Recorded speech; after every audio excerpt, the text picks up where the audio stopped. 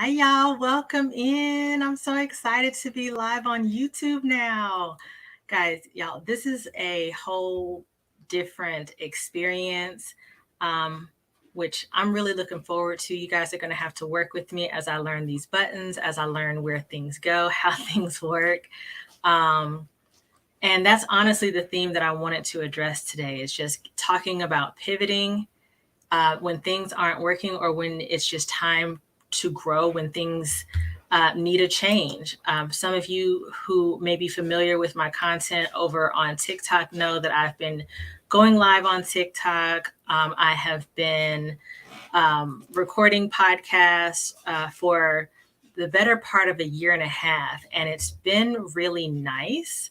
Um, and I've been enjoying that experience. However, the platform has evolved. If you are someone who has TikTok, you know this. We've gone into just a different phase, a different season of TikTok where, just about, at least on my FYP, maybe it's my own algorithm, but like every fourth video is an ad. And it's just one of those things where you're just like, I don't know about y'all, but I'm not enjoying it anymore. Um, the growth is not what I had expected. And it's just time to change. I feel like have different goals for the content that I want to put out. And if you do create content, it seems like there's a certain type of content that is successful on that platform that isn't necessarily, it just doesn't align with what I want to do. So the word of today is pivot. We're just going to pivot and reassess and change up what we're doing. And so the same holds true when it comes to homeschooling. Sometimes you just need to pivot, whether it's adjusting your schedule, changing your curriculum, increasing or reducing the amount of extracurricular activities that you or your family are involved in. And sometimes that pivot could even mean, enrolling your kids in public school or returning to public school. So that's what I really wanted to get into and talk about today. If you do have questions, comments, please go ahead and leave them in the comment section so I can see you and say hello to you as you come in. Hi, Miss Nesbitt. How are you? So good to see you here. I'm so excited to be doing this. Excited and nervous. I'm nervous-sided. But I'm so happy that y'all are here and checking in. And as you come in, don't be afraid to drop, maybe where you're from, like what state you're from, and how long you've been homeschooling, so we can just kind of get to know each other in the chat. And I'll start. Let me introduce myself. So my name is Tamara, but I'm known as Cousin Tam on social media. So if you'd like to subscribe, follow, whatever on whatever platform, that's my handle is at Cousin Tam. I am a homeschooling mother of 3. I've been homeschooling since 2014, full time. But I've been sharing my experience with homeschooling online for like the past year and a half or so. Mostly on TikTok, but also on Instagram as well. And I will also like to say I am not a former teacher. I think sometimes I get that question because my background looks like a classroom. I am not a former teacher. I am not an expert in homeschooling. I am not any of those things. In fact, when I share, I like to share as I'm a peer. This comment is absolutely not true, but I appreciate the love for sure. And I'm going to be folding clothes after this. So I'm right there with you on that, 100%.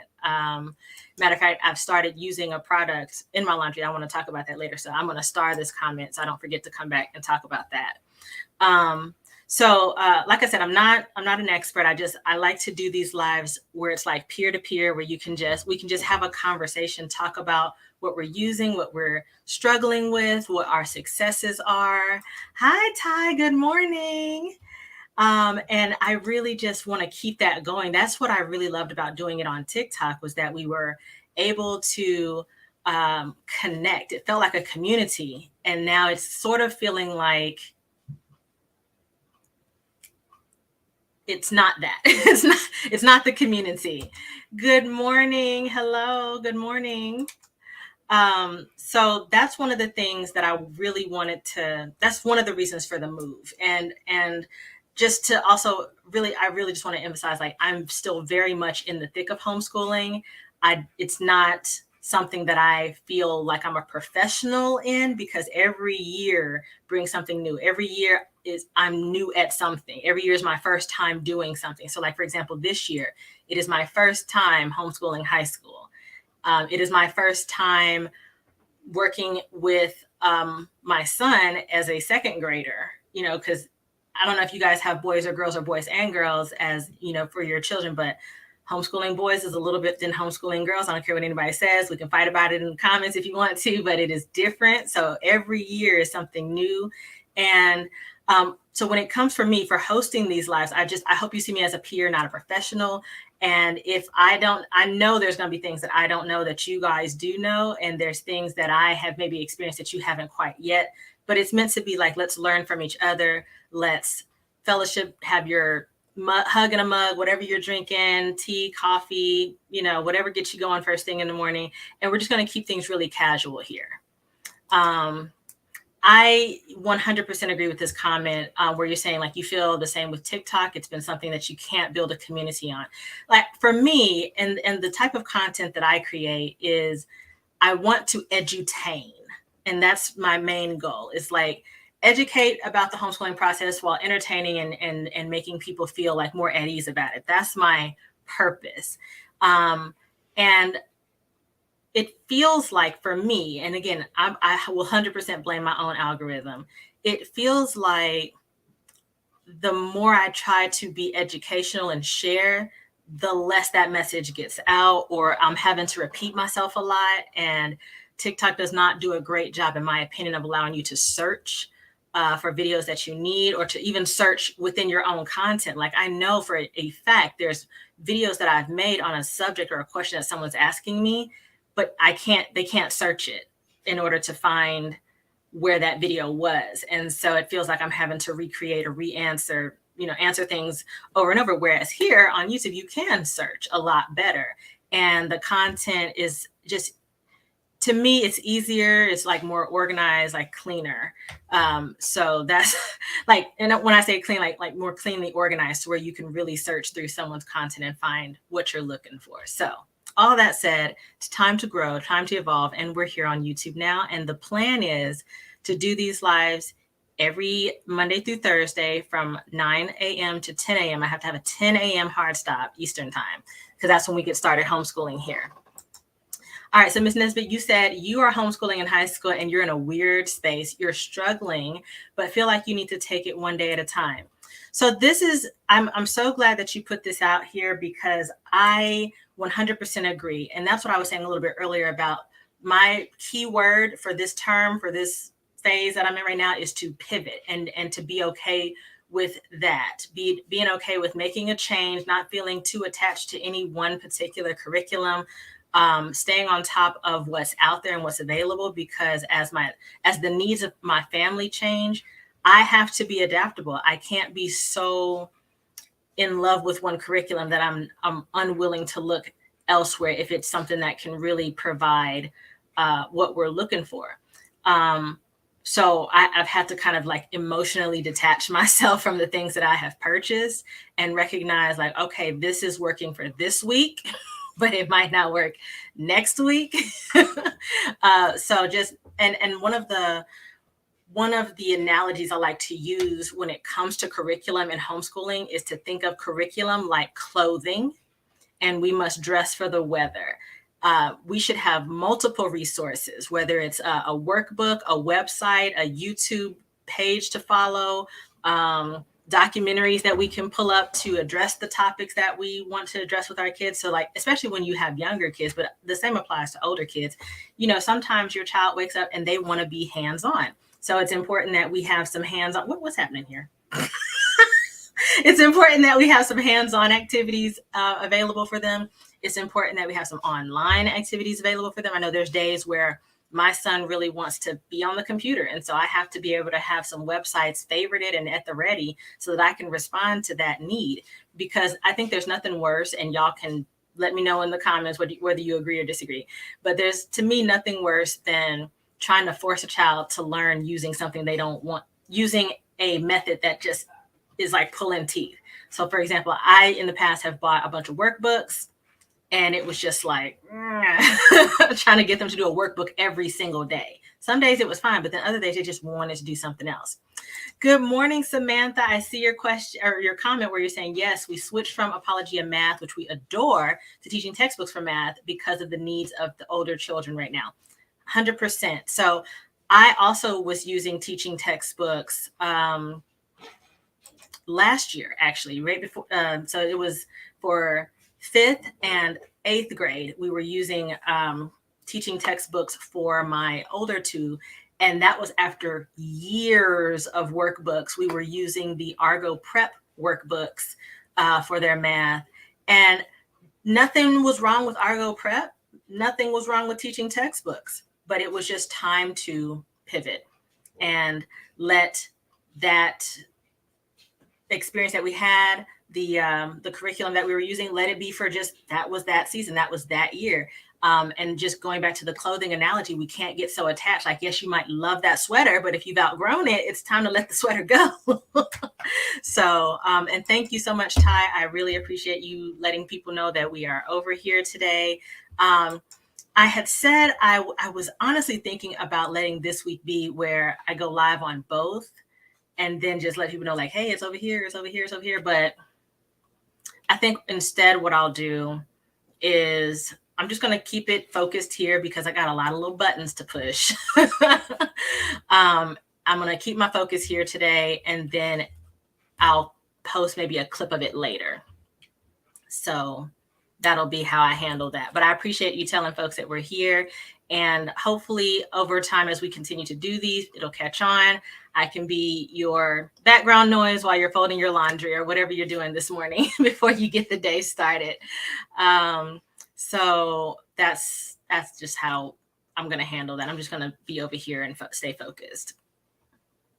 All right. And then Samantha, you were saying I have a 4th grader, a pre-K, and a 1-year-old.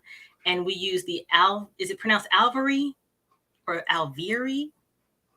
I might be saying that wrong. But your pre-K was craving some mom time, so now she gets mom time while Big Brother does math. I love that. I love that you were able to recognize, and we all should be doing this. We got to recognize what the needs are. And then as we recognize what the needs of our children are, we make that adjustment. So one of the major ways we can do this, or maybe not major, but one of the most popular ways is through our schedule. Like probably the 2nd or 3rd most common reason I hear for people thinking that homeschool isn't going to work for them is they'll say, well, I don't have time. I have to work. That's super huge. And they feel like, education has to happen between those business hours of like 7:30 a.m. to 3:30 p.m. And they're like, well, I'm working during that time, so I can't homeschool. And really what I would love to like scream from the mountaintops is just like, homeschooling doesn't have to happen only during 7:30 to 3 p.m. I know people who are homeschooling on evenings and weekends. I know people who are working from home. They have like full-time jobs working from home, which is actually something that I did. It wasn't full-time, it was part-time, but it was still a work from home job where I was working during the day and homeschool was happening after.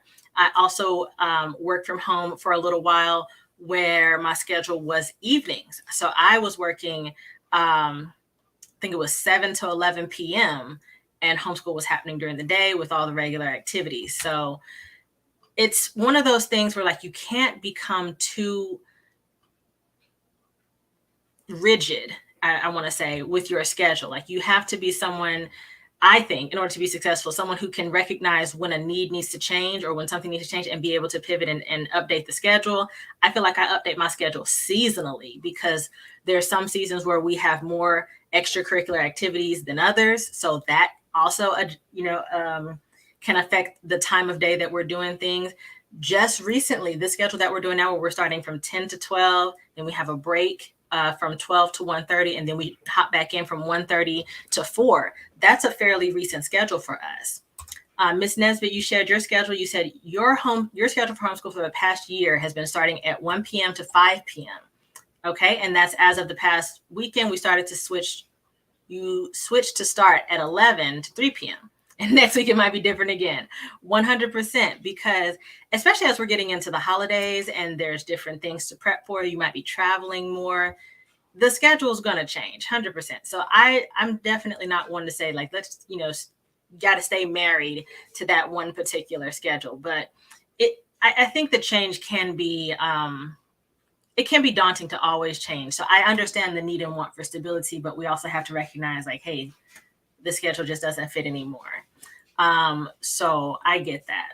Another thing that, and we were just talking about this with the curriculum, changing the curriculum as the needs change, where we were just talking about the math changes in curriculum.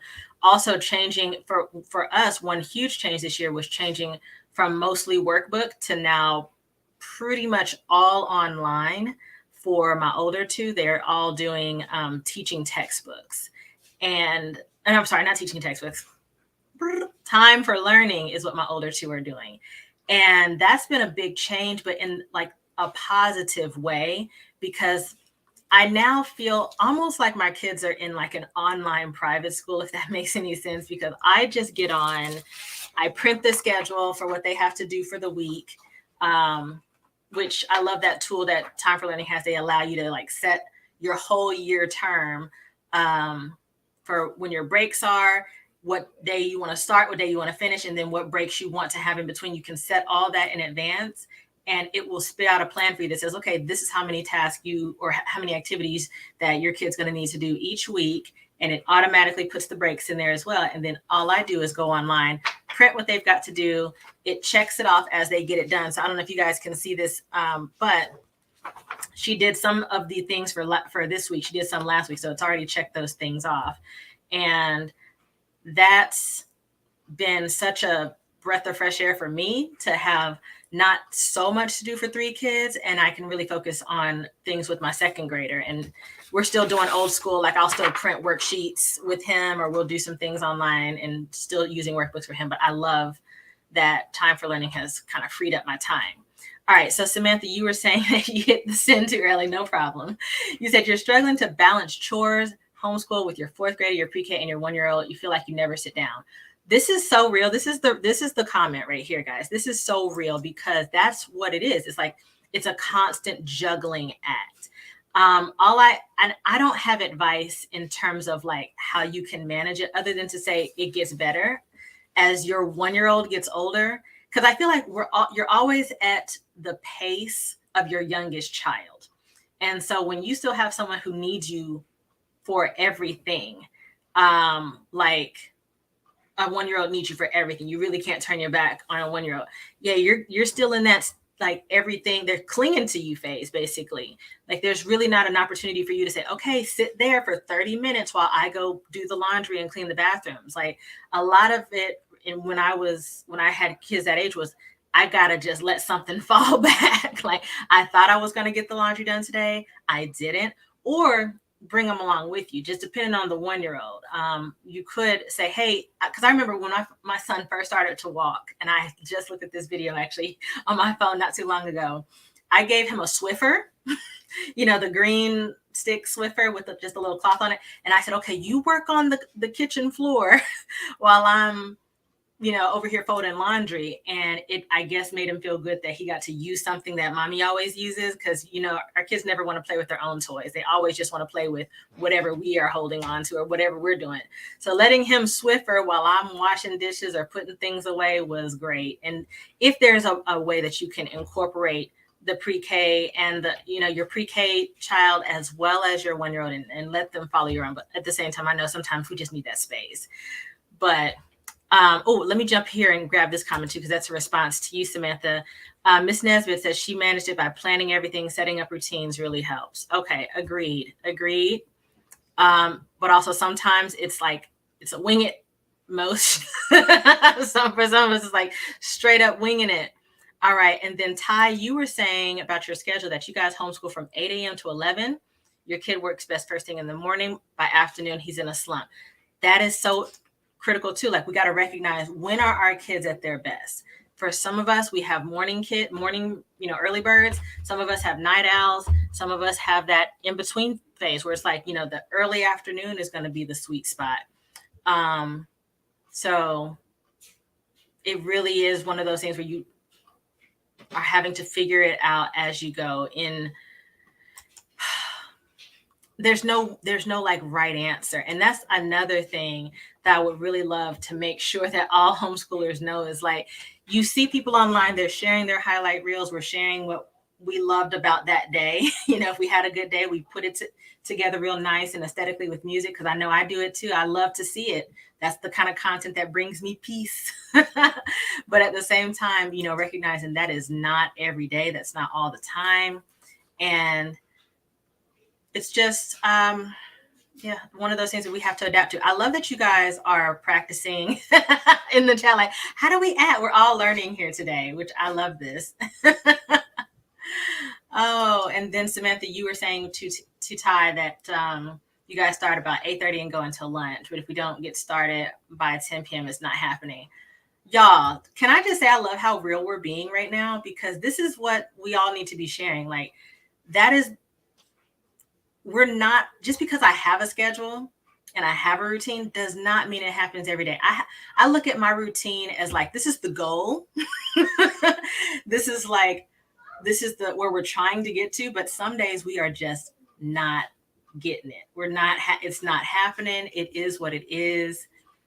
We'll try again the next day. We'll try again the next week. And that was one of the things, just recognizing, like, if I was having too many days where it just wasn't happening, sometimes that's like life literally telling us like, we need a break. There needs to be a break right here. And that's one of the things that really helped me pivot towards the 6 week on, 1 week off schedule that we're doing now, is because I was recognizing, like, after a certain number of weeks, usually between like 4 and 5 weeks of homeschooling, we were starting to get that itch of like, I need a break. We've been doing this for a minute. And I love that schedule now, but at first it felt like I don't know how to say this. I'm just going to say it like as it's in my head. Like, it felt like a fail to have to change, if that makes any sense. Like, it felt like, I couldn't handle sticking with the public school schedule, because that was the first thing that we did was I tried to make sure that all of our breaks were aligned with the public schools schedule. And so we only took breaks when they took breaks, and the hours were meant to mimic their hours to an extent. Like, we never really made it to like a whole 7-hour day. But I was trying to keep up with when the public school had breaks, and it felt like a fail at first to not be able to stick with that, or to have to take breaks more frequently in my eyes. And so I would hope that, part of, doing these lives and keeping it casual and being able to share like we are, is being able to recognize, like, some days it just does not happen. And that is like the most normal thing ever. I think because we see so much perfection in terms of social media, or we see so much of the homeschooling and the stay-at-home mom thing being idealized, that when it doesn't look like that for us on a daily basis, and I'm just speaking for myself, y'all may or may not agree. But I see Ms. Nesbitt said my routine changes daily, 100%. And then Ty, you were saying it's 9:21. I have not started yet. Your kid's watching PBS, and you're just going to call this learning of the day. No, that's real though. Like, if you guys haven't already, like PBS and PBS Learning Media, if you haven't already gotten your account, and this is one thing that I wanted to show you guys that I'm really excited about. Hold on. If it will work, because I tried to go to this website earlier today, and I guess they were having a moment. Okay, no, it seems to be working today. So if you don't already have a PBS Learning Media account, and bear with me just a second, because I'm going to log in and I don't want y'all to see my info. All right, this is another one of the reasons why I wanted to switch over to YouTube, so that I could do this. And so that makes it so much easier to share when I'm talking about a website, or when we're reviewing a product. I want to be able to like pop it up and say, all right, have you seen this? And PBS is 100% a learning resource. It's a learning day, whether you're watching the videos, or if you are deciding to print something from here or follow along with the lesson plan. If you haven't already seen this, let me just click through it really quickly for you. You sign up for free, I use just my regular Gmail account. You don't need a special email. And it's broken down by subject. So you can come in and select any of the subjects that you're interested in, come and select the grade level that you're interested in, and then it will present you with whatever you're looking for. So let's just say I'm interested in US history for a second grader, and this is what it's going to present. And then you can also narrow it down by resource type. So are you looking for a video? Are you looking for a lesson plan? Are you looking for a document, like something that you can print? All that's over here. And highly, highly, highly recommend that if you don't have this resource, go ahead and make it happen. There's no reason not to. It's completely free through PBS.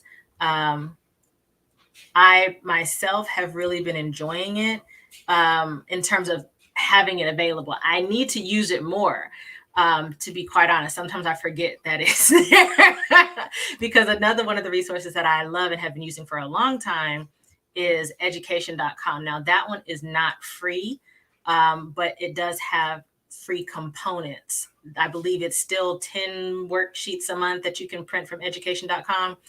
However, in my experience, like I've been homeschooling for 9 years, and it's when I started with education.com, and I'll show that one too, just so you guys can see. It was, they were offering the option to pay one time for a lifetime membership. And so I was able to like get grandfathered in under that. And so this is a resource that I go to almost daily, to be quite honest, because it has the worksheets, it has the games, it has lesson plans. My son really loves to play the games that are on here. We also do the typing resource that's on here for him. And, you know, when I started, they didn't even have middle school stuff. So they've been, you know, steadily adding to it over the years. So awesome. Okay, so you're saying you learned about PBS Learning Media for me, and it's been amazing. So, okay, so you've been using it, Miss Nesbitt. What have you been liking about it? Because as of yet, I haven't really incorporated it regularly, but I would love to know what you're loving about it. And then Ty, you also said you love PBS. You remember watching it as a child. 100%. I think that's probably one of the great uniters in the homeschool community is at some point, all of us, no matter what our styles are, we're using PBS for something at some point, whether it's the shows or they do have, so PBS has the PBS video app where you can just watch the videos. They have the games app, and then they have an app where they are in partnership with Scratch, which is a coding app. So they have those three, and we use those. Ms. Nesbitt, you were saying you wish that they had an app. Are you talking about PBS Learning Media? Because if that's what you meant, then same. Because I also would like to, I think I would use it more if it had an app. But a lot of the things, the games and shows are on their PBS apps for the younger kids. Like they don't have, I haven't seen any, and maybe I just need to look harder, but I haven't seen anything related to for older kids in terms of a PBS app. I haven't seen that yet, but maybe I could just need, it's possible I just need to look hard because I don't know everything. Okay, and so you were saying, listen, PBS Learning Media has blown my mind the most because you're learning things that I didn't even know. Oh, you're a history buff. Okay, so I love that. And you guys also, if you've been listening to my live for any amount of time, you know that I'm not the best at history, but I am willing to learn and I'm willing to try. And in conjunction with history, I really like nationaltoday.com because they always have some kind of, it's like some historical day that's being celebrated. So like this is nationaltoday.com and it's Hug a Musician Day, but and they'll have like silly days, but they also have like real things. Like this is a real event in history that happened day. So like this one here, I don't know how to say it, but that's a real thing, a real event that probably, oh, wait a minute.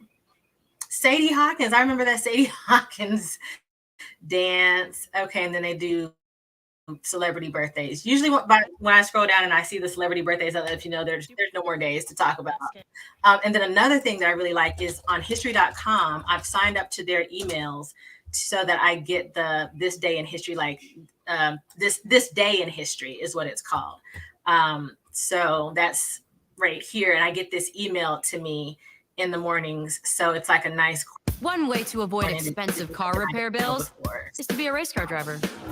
The other is endurance. Endurance saved me more than $7,000. Free and gives you something to talk about when you're just like, I don't know what to say. I don't know what to talk about. So that's that right there that you can add to your arsenal.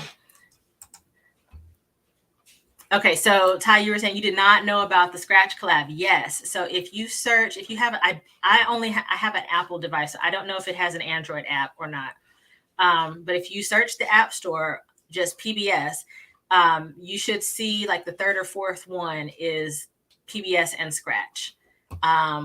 Let me see if I can pull it up over here so that you can kind of see what it looks like. Okay, yes, here we go. Y'all, this is so fun because like I said, I can show you what I'm doing now. So all I did was search PBS Scratch Junior up here, and it's going to show us what the app looks like so you know what you're looking for. This is what it will look like when you get to it. And I say download it. My son enjoys it. It's a fun way to play games and learn a little coding in the process. So that's a good one to check out if you haven't heard of that one. All right. And then Samantha, you were saying your kids are definitely PBS kids. Yes. Daniel Tiger. They've added some more shows to the lineup too. Like we were watching something about, it wasn't hamsters. What were those little animals? Oh my gosh, I'm blanking on that new show. Oh my gosh. Now I have to go look at the lineup. It was like, now I gotta find it. I'm sorry. I'm like, wait a second, it's gonna bug me if I don't see it. Okay, let's see. Where's the one? Because it's like there are 3 siblings. Work It Out Wombats. That's the one. We were looking at that the other day and watching Work It Out Wombats. Yes, that's the one. Hey, girl, how are you? Oh, good. So good to see you over here. Yeah, we're just chatting, vibing, getting used to how these buttons work. And like I said, my favorite thing about switching over like this is being able to show you without having to turn my phone around and say, okay, did you guys see that? Or you know, and the cool thing about going live like this is you don't have to, like, I don't have to repeat things. Like you could literally just rewind on your own and then catch back up with the live. And that's been probably one of my favorite things so far. So definitely, if you guys are liking this, please let me know. Feedback is everything for me right now as I'm trying something new. If you like it, definitely let me know by just liking the live. And you only have to do it once here. Like you don't have to like keep tapping the screen and everything like that. And then Miss Nesbitt, yes. I don't know. I think you guys should be able to see the logo of it somewhere up here because I haven't paid for it yet. I'm trying this out. And if it works, then I will pay for it. But they do have the watermark for StreamYard up on the video somewhere, or they should. So that's what I'm using. We are not gatekeeping over here. And one thing I would love to do is go live with people. Like I'm able to invite. And since, hey, we're all friends here, I'm going to post the link. So if you want to be a guest, I'm going to post the link. If you want to hop on and try it with me, because that's what this is all about today, just try it out. I know sometimes we're not decent in the mornings. So that's fine if nobody wants to today. But I really want to get to the point where, you know, I can invite people up. I believe I can invite up to 6. I'm pretty sure that's what it was in the fine print. Yeah. You said it's hiding up there. It is. It is. All right. So let me get back to, okay, where do I want to go? I want to go back to PBS, learning media, because I do need to use this more. It's a shame to not use a free resource, right? Like sitting up here struggling to find what curriculum should we use, this, that, and the third. And it's all right here by one of the most trusted companies. Like I'm trying to think, I don't think I've ever heard anyone say anything bad about PBS. And that's rare in the homeschool community. I do remember some people were saying some stuff about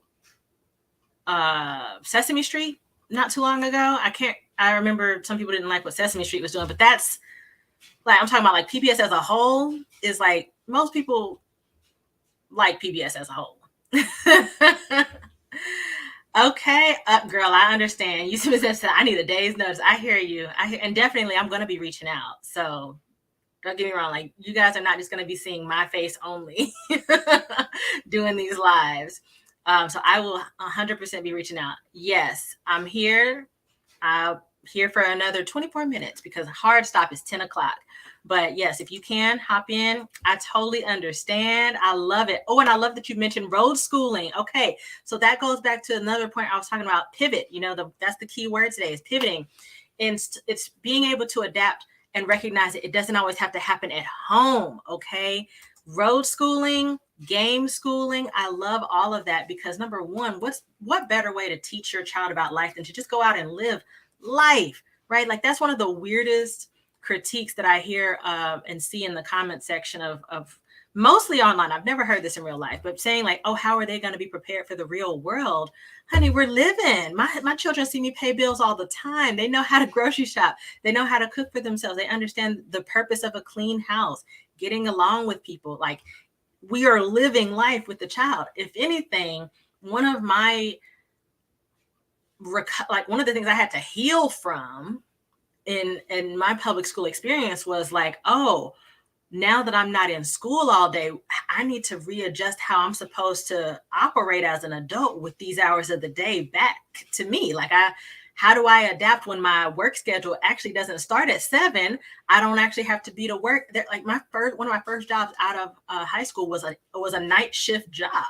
So I had to like reassess and learn like, okay, how do I adapt and learn how to get things done during the day because I'm usually at school now? Or how about that first time you had a job where you didn't have summer vacation? That's a mind blown moment, right? Like, so my kids are living life with me. They're understanding that like they've seen their dad have different shifts. He's had morning shifts, he's had night shift. They've seen him work on weekends. So they are aware like this is life. This is how it happens. So I love that you guys are road schooling. Take lots of pictures and videos. I hope you'll have a safe trip and good weather. So no problem, no worries. But I will 100%. We're gonna go live together. So don't even worry about it. So okay, and then let me see. Yeah, you said PBS is that girl. It is like there's the critique of PBS as a whole is like, I just haven't heard of a critique of PBS as a whole. Some people might say, well, I don't like this show. I don't like that. I don't like how they did that content, that one particular thing. But as a whole, it's a resource we can all, I think, use and enjoy. So it's rare in the homeschool community. And agree with you 100%, Samantha. You were saying that learning, it's like learning it's not just in one single environment. It's not just one single style. That style, like we were just saying, it changes seasonally with our schedules. Yeah, StreamYard does make you put the camera on, but I think you can also have an avatar. I'm not sure. So yeah, you have to have the mic on and the mic and the camera, I believe. Oh, such a good point. You saying so your toddler is in love with the Leapfrog shows. Yes, Leapfrog 100% taught my kids about vowels. Like that, was it Letter Farm? I'm trying to remember. Uh-oh, hold on a second. Technical difficulties here. I'm trying to remember the name of the movie. And I hate that they took them all off Netflix and all of that. But they had the Letter Factory, and then I think there was one about the Letter Farm.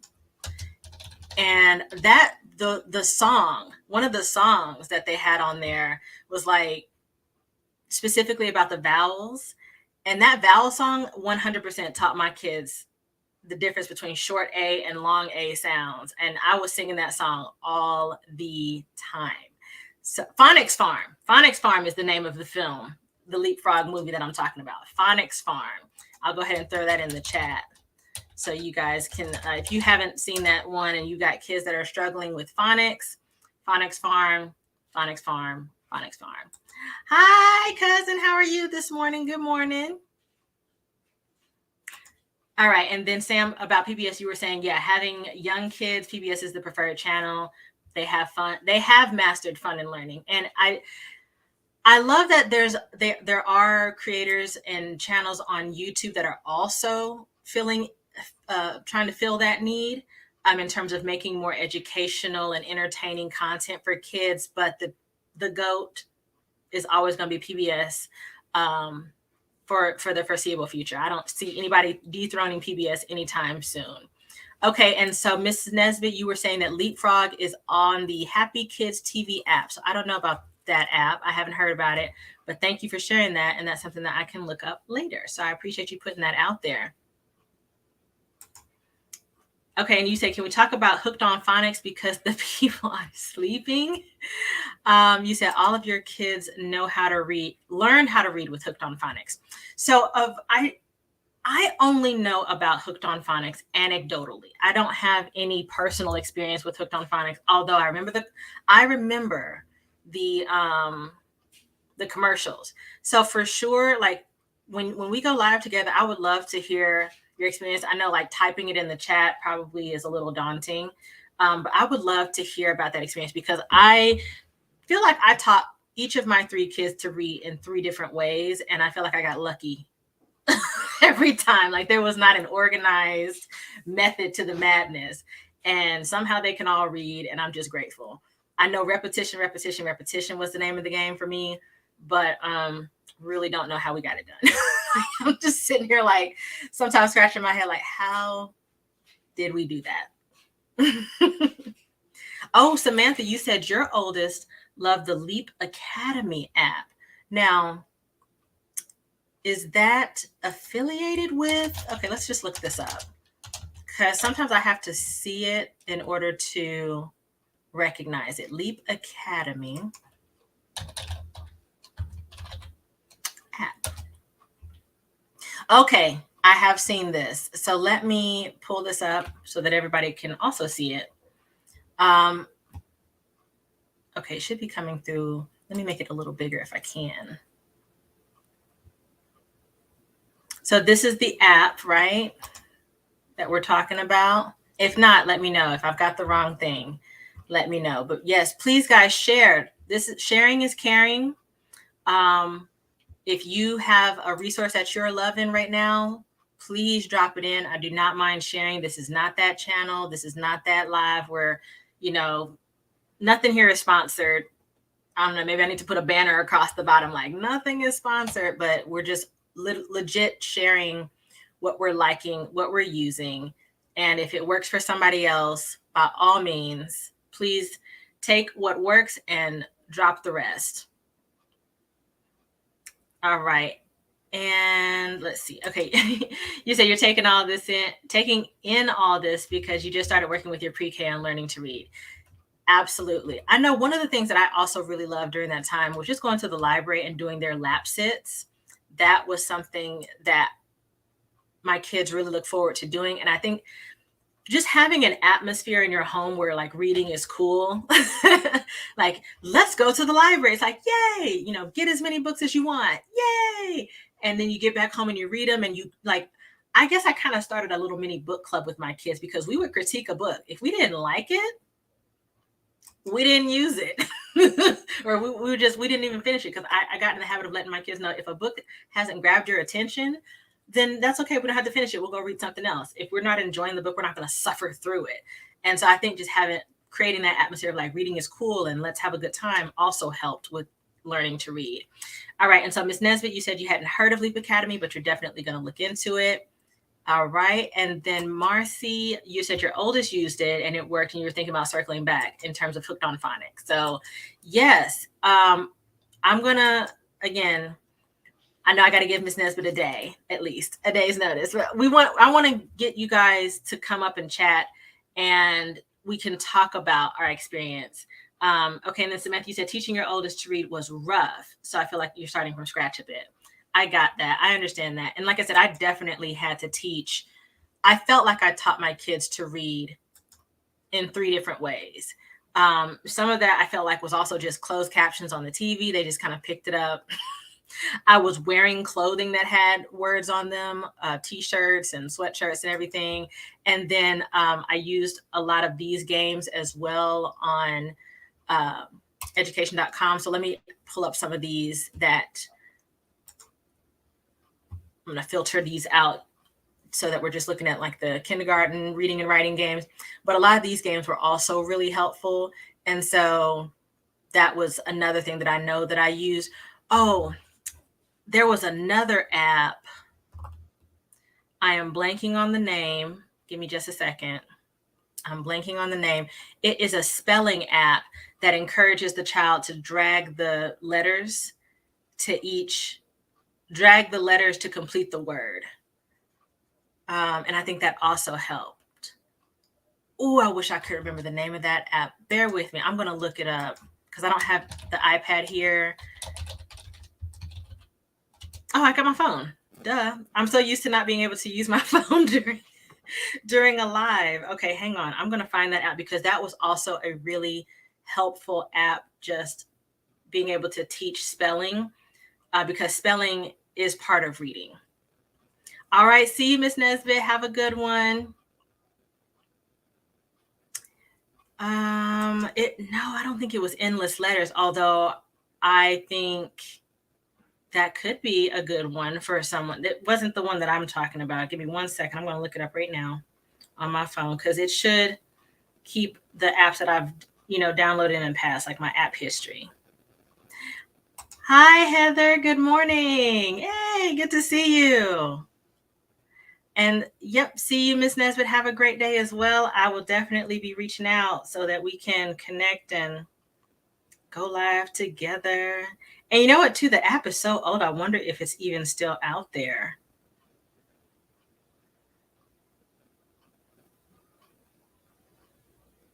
Okay, this isn't it, but it looked like this one. I'm just trying to scroll, but I don't want there to be like too much dead air. That wasn't it, though. Why aren't you showing me my history?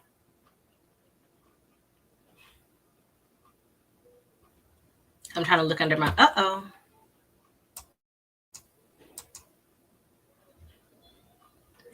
Okay, see, here we go with those technical difficulties. My camera just cut off. Okay, so Ty, you're here. How are you? Can you hear me? I can hear you. Can you hear me? Oh, I need to put my headphones on so I can hear you. Duh. Oh, no. Okay, go ahead. I should be able. Okay, can you hear me? Yes, I can. A picture. This is so exciting. Okay, so while you're here, if you don't mind, and if y'all don't mind, I'm going to push a few buttons just because I want to just practice a little bit. All right, so I'm changing the banner, the ticker at the bottom, and then I love it. Oh, I love it. Nice. I love it. I love it. I love it. Okay, and then I can also do this, but okay. And then this is what you can still see the screen. I got flowers. Okay. Oh, and then I can make me big and you small. Okay, that's cool. All right, so how are things going? I know you said that y'all hadn't started today, and I hear your little one there with you. How's the day going? It's going good. I made some pancakes this morning. They were highly requested, made them, and then the kid that asked for them didn't want them. So, just a typical toddler mom morning. Yeah. Like, how dare you make something that I like and ask for? Right. Exactly. So. Oh my gosh. It's so relatable. It's like the most Honest thing, honestly. Ma'am, no one Oh can my hear. gosh, I did not realize I have downloaded so many apps in my lifetime. So I'm like scrolling through all my purchased apps, trying to find that one spelling app that I was talking about. Yes, I do And thing all the time. apparently I've downloaded every app on the App Store. And I can't search through my purchases. So I am so sorry. Next time I'll be more organized with, or I'll try to remember stuff better. But basically it's a spelling app that allows your kids to, they see the word. It's like a grayed out version of the word. And then they have bolder letters down at the bottom that are kind of scrambled. And it's their job to match up the letter to the word. And it will say and announce the letter as they're spelling it. And then once they get it all in alignment out as it's supposed to be, it will spell the word out. So it'll be like, let's say the word is cat. So they'll be able to see the grayed out letters of cat. And then down at the bottom, they'll have a C, an A, and a T. And their job is to match up the letters with the corresponding grayed out tones. And then once it's all spelled out, it'll say C, A, T, cat. And I used that a lot when it came to having my kids learn how to spell. And that was another thing that I thought was just really helpful for them. We haven't used it in so long, which is why it's not on my phone. Okay, it probably is, because I just rolled past the Endless series, but I didn't think that was it, but that probably was it, because I had Endless Wordplay, Endless Learning Academy, Endless Numbers, Endless Spanish. So it probably is. And I've just been searching, but I didn't think it was. I thought it was something else. But either way, those types of apps I found really helpful when it was time to teach reading and that sort of thing. So I got another idea from you about like writing notes with my son. So I'll write notes, or I'll write him like little prompts. And you know, it really, because he's a great reader, not a great speller. And I just feel like this is really good practice versus like some of the workbooks, you know, you're just kind of writing like the basic sight words, but he knows these words, so he's not really interested in, you know, writing them out necessarily. So the writing of the notes are just like, I'll have him read a book and then I'll have him write me a story about the book. Oh. And then that way, you know, like he writes it and then I can see what words he needs help with. Then, you know, we go over it together. I think my son, I don't know what it is. Like, he doesn't hear all the letters. So, like, for example, he thinks eat is like E-A-D. So, like, I guess he hears it as like eat. Okay. So, I think I'm going to get that looked at. But, you know, it's just little things like that that I catch up on. Like, obviously, he uses the word fine. He reads the word fine. But if he can't spell the word, you know, we're kind of stuck. Yeah, that's. I was thinking. I wonder, is it also? It could be the Southern accent. No, I'm just joking. It could be, you know, you never know. You never know. But also another thing that I have found helpful this year that I'm doing a lot more is word searches with my son. So that's another way to incorporate spelling where it's not like, you know, the traditional spelling bee, but you have to spell and it's like it's like stealth spelling. Using the word searches, because you know, sometimes they'll put the letters in a sequence, but it's not the whole word. You know what I mean? Like it'll start off the same, but it's not the full word. So you have to literally in your mind spell out the whole word to make sure it is the right word before you can highlight it. So I love sneak attacks when it comes to learning. Exactly. Are you making these word searches, or are you just getting ones already made? Sometimes both, because, you know, I've made a video in the past talking about how I make word searches. And I will go ahead and pull up that website as well, because you can make your own word searches from whatever list of words are interesting to you and your kids. But of course, there's so many on there too that you can just print. So it really just depends on the day. The word search generator that I use is from dictionary.com. So let me get that displayed up here for us. And it's literally just, you can search word search generator or just go to dictionary.com and look for the word search maker. And so here you're just going to give it a title, whatever it is, and this is where you can really be specific in regards to what your son is interested in. And then put your words here, separate them by a comma. And then you can decide whether you want words that can overlap or not, if you want to use diagonals or not, and if how big or small you want it to be. So I think 10 by 10 is the smallest it can be, up to 20, I believe, is the largest. Yeah. And so then you do that, and it will generate the word search for you. We're talking a minute, maybe 60 seconds. Another thing that you can do is go find, like, let's say you have a first grader. You can go look up just type in first grade spelling words if you're not sure what to even do, or first grade vocabulary. And I'm doing that now. So I'm like, gonna just make it, since we've got a little time left, about 5 minutes left, because these lists are already made. They're already everywhere, all over the internet. So you don't really have to reinvent the wheel here. It's just a matter of, finding what you're looking for. Or if your son or daughter has a particular show or thing that they're interested in, like unicorns, you can probably find, oh, you know what I just thought about, on vocabulary.com, they have a bunch of lists that you can get there. Maybe they're themed. I don't know if they're themed on unicorns, but I know that they're from like books on vocabulary.com as well. I never used vocabulary.com. I'm gonna have to write that down. It's definitely worth checking out because they have a bunch of lists already made. So let me share that. I'm on vocabulary.com now. And this is the home page, just regular vocabulary.com. And then over here, right at the top, they have vocabulary lists. So these are just pre-made lists that they'll sometimes put together based on different topics. And so that's what made me think, like, okay, if you're interested in something, or here's a book that usually they have words that are associated with the book, or you can just search. So I'm going to search unicorn since I said it, and see if they have a collection of words about unicorns. Maybe not. What about the Magic Treehouse? Do they have word lists for those? Okay, I don't know why that came up. Let's try Magic Treehouse.